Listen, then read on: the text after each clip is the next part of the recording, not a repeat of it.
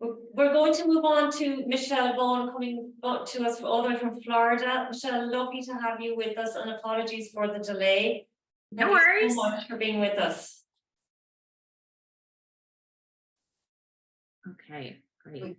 First off, thank you all so much for thanks so much for having me. I had a great time in Dublin at Cairn in October and meeting the NEARIMeet folks and getting to hear all about their great work. So this is kind of a dream come true to come across the ocean and talk to you guys this morning as well. So briefly, my name is Michelle Vaughan. I'm an associate professor at the Department of Curriculum Instruction at Florida Atlantic University. And we are at the southeast corner of Florida. And of course, Florida is at the southeast corner of the United States. So we're actually closer to the Bahamas and Cuba than we are to New York or Cuba or Newark or California or anywhere like that. So it's warm here all the time. But what I wanted to talk to you guys a little bit about this morning and kind of pick up on where Tommaso, I think, was going is talking about navigating that relationship between your core values and your research practice.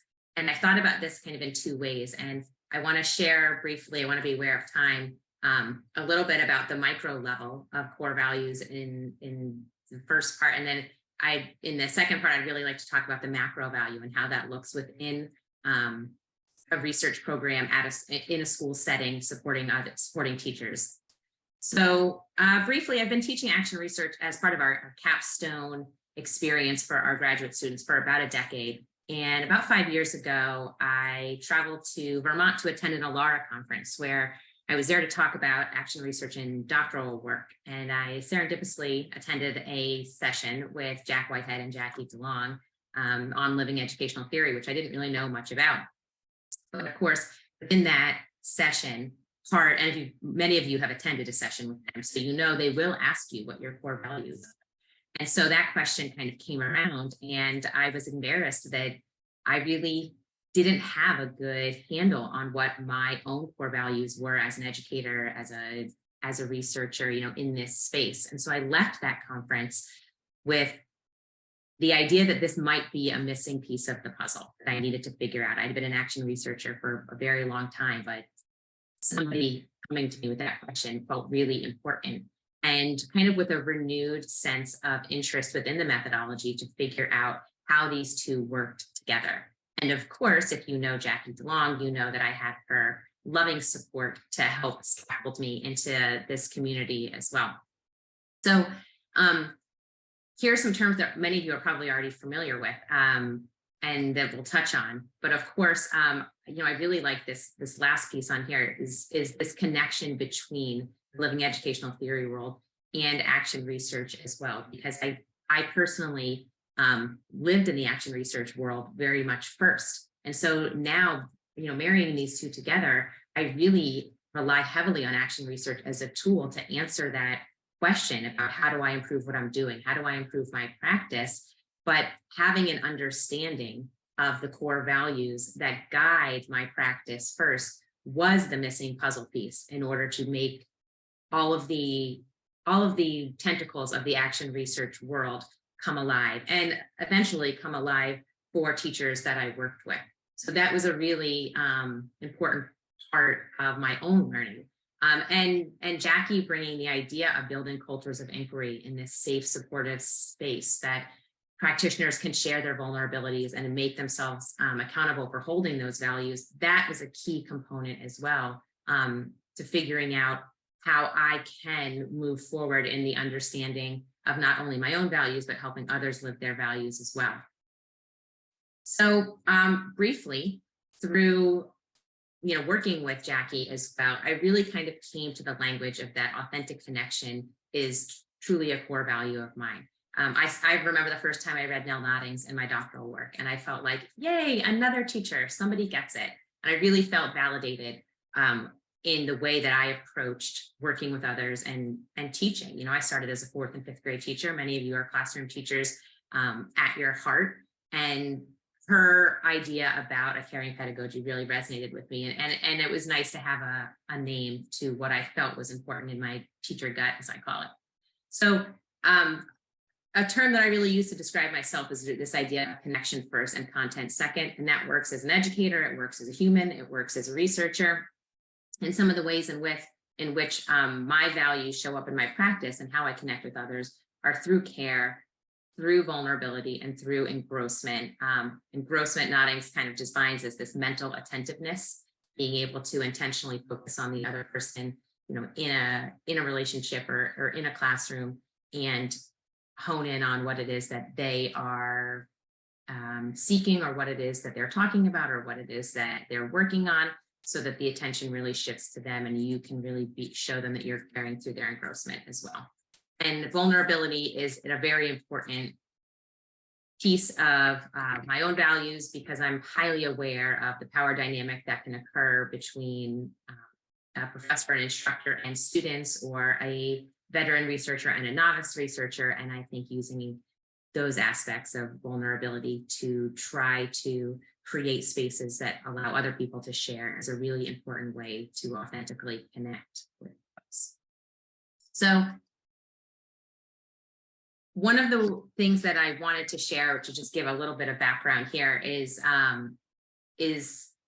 why core values might be connected to student motivation or student learning. And this was an important question for me to understand. And it was important for me to be able to explain to the teachers that I was working with. Why does understanding your values matter, right? I had this long conversation with one of my great ed psych friends, and she said, well, it sounds like you're really talking about some models of motivational development and some self-determination theory. And so I dove into the research and was like, yes, this really helps to explain it. And it helps me give language to explain why this work is really important as a teacher, why it makes you a better teacher. Because for those of us that work with teachers, we have to answer that question because time is so limited. So being able to say, hey, look, like, there are these components, you know, of self-determination theory that if we get these right, then we are going to create better learning environments for our students. And so, but this work really was the micro work that I started with. I had this understanding of a value of connection, but I didn't understand how my students saw me. So here's where kind of the initial work starts that I can share, you know, with other educators as well. In order to figure out how my students saw me, I dove into what I had. I had, you know, 8-9 semesters of student evaluation comments from the university. So I took all those, you know, comments and I, you know, analyzed them by some of these ideas of relatedness, competence, and autonomy. And I wanted to see, this was pre-pandemic, I wanted to see how I was showing up for my students, both face-to-face and online. And it became clear to me that they were getting different versions of myself.